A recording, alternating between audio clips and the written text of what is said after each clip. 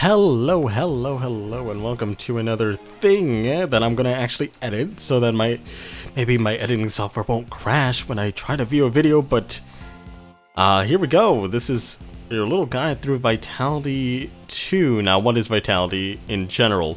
Vitality is a little thing that we as EchoCraft came up with to bridge between EchoCraft 1 and EchoCraft 2, because we added new members and we thought it was a fun little hardcore icebreaker challenge type dealio where as you join EchoCraft, you're a content creator, right? And maybe you want to get to know some other people before you want to hop into season 3 or whatever, right? And so this is the same thing, except for the fact that we've made some changes to it. Not everyone is considered to be an EchoCraft 3 candidate. But in order to include more people with different play styles and to have people we think can fit in with the Vitality 2 stuff, we changed it up so that we included those people. So some of the people that you see in Vitality may not be in EchoCraft Season 3, but that doesn't mean we can't have fun with them. So let's get started on what Vitality is, right? Vitality is a hardcore server where basically if you die, you die. And we're going to choose winners and stuff like that. And last time we didn't really do that much. We basically just had like a little thing, and we basically survived to the finish, and whoever finished last would be would be the winner, which was technically me. So, as the winner of Vitality, let me run you through the new rules of Vitality 2, the new game mechanics, because everything is now gamified. You can win points with everything. And everything would be fun, and let's get started with let's get started explaining stuff. So, and in this video, I'm going to include chapters so that you can go straight to the explanation of some things, and you could read what's on these lecterns. When Vitality 2 starts, on April the 17th. This time I'll post it on screen. But when that starts, the world will be reset. We've done a couple stress tests on Vitality 2, and we are making sure that people can connect and don't have many problems. So the thing that, if you're a Vitality 2 member, that you might want to go over is the Nether. The Nether is going to be laggy. That's unfortunate for Java and Bedrock players. Even though there's no Bedrock players, the Nether is laggy. There's a lot of things going on in each chunk of Nether, and hopefully you don't die to the lag that is caused by it. But here are some of the server rules. I'll put them up on the screen as well. These are the things that are turned on and off from the default settings that are in vanilla Minecraft when you start a world, right? And these are the Datapacks that you'll see in the game. Why is there a point system? Well, the point system is so that people don't just try to survive. They try to do stuff that benefit the community and themselves. Some of these things are things that you can track, that players can track themselves, right? The reason why we want people to track themselves is because in cube host, if you have more than 12 people and they're all gaining the same advancements at the same time, the list goes on. But you cannot actually scroll up beyond a certain point in the cube host console. So I technically could keep track of it myself, but I'd have to not be playing at the same time. I'd really have to stare at the console log all day to keep track of stuff. So we're not going to do that. We're going to rely on the players' ability to keep track of stuff themselves. And the only things they need to keep track of is this. This is the heart rate. So your heart rate is the amount of health you have when you complete advancements. Every heart of health is 2 health points. If you have 1 health, you're going to be much less risky, but if you have full health, you're going to be less. You're going to feel safe, So we're going to take that into account when doing points. So you get a boost if you do advancements at 1 heart. The multiplier is basically linear, so basically a 2 health, which is 1 heart, you have a 10 times multiplier, right? That is basically the only thing that I kind of want people to keep track of themselves, because it's going to be easier for me that way. Otherwise, your points, if you don't keep track of it, everything's going to be 1 times. So, and then I didn't put this in here, but 1 advancement is equal to 10 points. The next thing that you could do to boost your points throughout the whole game is if you opt in to the evolution system. The evolution is based off of an Necrocrafter's game at the start of the season, trees, but it's flipped on its head. The reward for surviving with this restriction is you double the total points, excluding the bonus points. So bonus points are things that will add on to the end of the game, like how Mario Party does the whole bonus stars at the end of their game. So we could do that as well. So the more you die, the less armor you can equip. Basically, you get more naked. You get as you get more hearts. You don't need that much heat at the end, you know. You can survive with 10 hearts, you know. That's great. But on this page, you'll see the level of armor that you're able to acquire here. That is the max level that you can use in order to protect yourself. So at 1 heart, you can get up to netherite armor. But at 2 and 3 hearts, you can get up to diamond armor. 4 to 6 hearts, you can only use up to iron, and then as so on. 7 and 8 is gold, 9 is leather, and then 20 you're just butt naked in the wild. But you can use any of these any other equipable things that are not part of a single metal tier or whatever metal leather material tier, right? So basically, you can wear turtle helmets all the time, you can wear elytra all the time, and you can wear a whole lot. You can use a whole lot of stuff that is not tied to the tier. So the next thing to get points that you can do is that you can collect stuff. Now, this collection system is a system where if you collect rare, non-renewable things that are not duped, right, you can gain a whole lot of points. You own it. If you own it at the end of the game, you can cash it in for points, and these will be added to your total points. Which the categories are generated loot, resources, and claimed structures. Now, generated loot is loot that generates with the structures. Resources are resources that generate with terrain. Basically, you load them in and they're randomized and they're always set in the world. And claimed structures are farms that are made from generated structures. So generated loot, this is basically the whole thing here. We got dragon eggs, enchanted golden apples, end ship items, bastion remnant items, stacks of blocks, buried treasure items, shulker boxes, and then other stuff, which is all included here, separated by forward slashes, I think they are. They're leaning forward, you know. But yeah, we got that, and then we got resources, which is basically just ores. Apparently dead bushes are considered resources as well. And we got claim structures, which you'd have to actually make like some sort of farm around them to have them be claimed as yours to the end, right? So you got ocean monuments, pillager outposts, monster spawners, and such as that. So the next thing to gain points is this. So this is a rest area. So rest areas are basically a use for collecting beacons and stuff like that. So basically, it's a base of commerce that can act as resting grounds to protect you on Purge Days. We'll get into Purge Days in another chapter. So basically, depending on how many beacons you have at one of your 2 available rest areas, so you can only get up to 2, you gain points for having community-based areas. So in order for your area to be registered as a rest area, you must have a clearly marked area around a beacon and post coordinates of the area on Discord in the provided channel. So beacon base blocks, this is a rate for how many stacks of blocks that you can use for as beacon base blocks, and you'll get awarded points for these.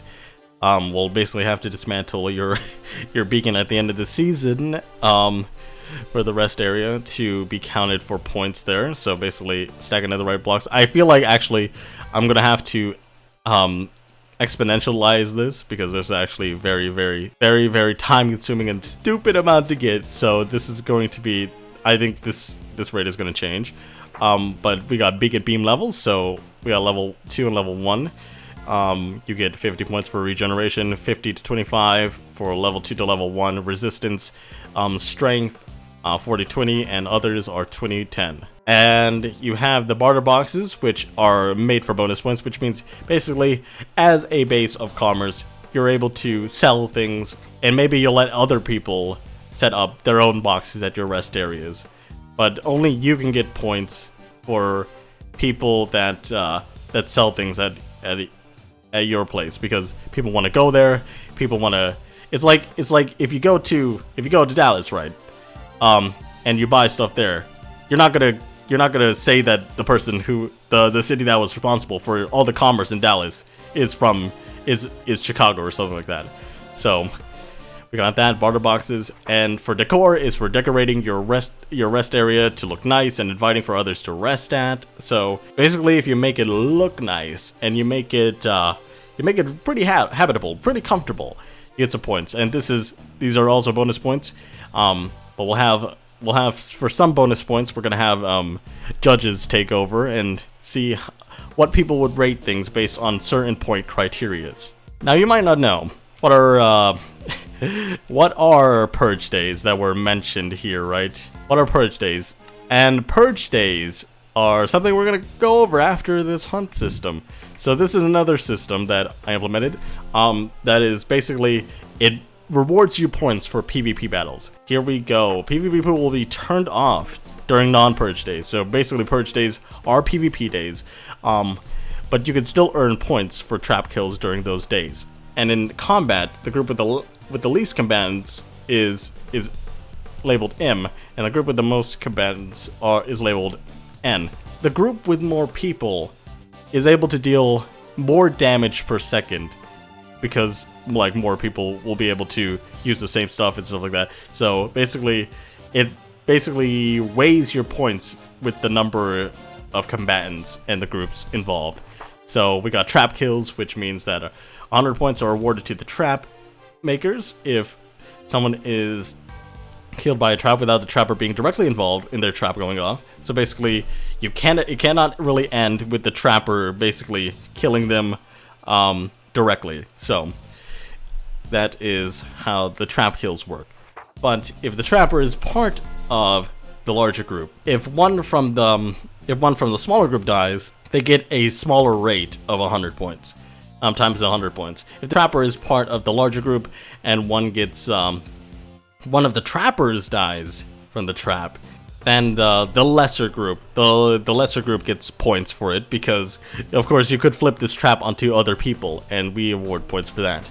So basically this is the same thing, but if the trapper is part of the smaller group, and yeah, if this happens, right, it gets a little bit weird. Kind of punches you for using your trap wrongly. But here we go. Here's the PvP aspect of this. So if the groups are literally similar in size, then anybody who dies in a group combat thing is awarded. The group is awarded 50 points per person. So basically, it doesn't matter who kills them. It's a group effort, and by if one of the lesser sized groups loses in the fight, then all of N will get from one kill is gonna get a smaller boost 2 points.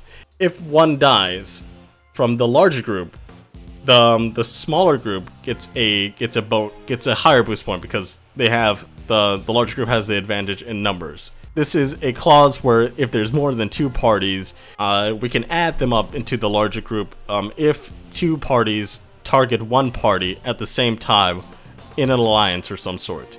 And if all are independent, the rate becomes this, where basically if it is less than or equal to each other, the rate becomes this, which is a small number of boosts. So basically, if you try to hunt people, you'll get some sort of boost here. It gets little chaotic with more than 2 parties. So this is all like this can all be subject to change during the game, but I'd like people to keep track of how many people are in their party and when things occur, so that we can accurately give points based on how many, who has more of an advantage when entering a fight. So now we move on to Purge Days. Now Purge Days are days where PvP is turned on and multiplayer sleep is turned off, which means you cannot skip the day or night without everyone's consent.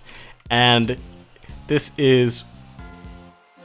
Okay, now that the rain has subsided, we can go over Purge Days. So, what Purge Days are basically 3 random days of the week that are to be selected for PvP events, where PvP is turned on and multiplayer sleep is turned off. Like I said before, the points on these days earned will be doubled, which means you cannot log out 1 hour after logging on.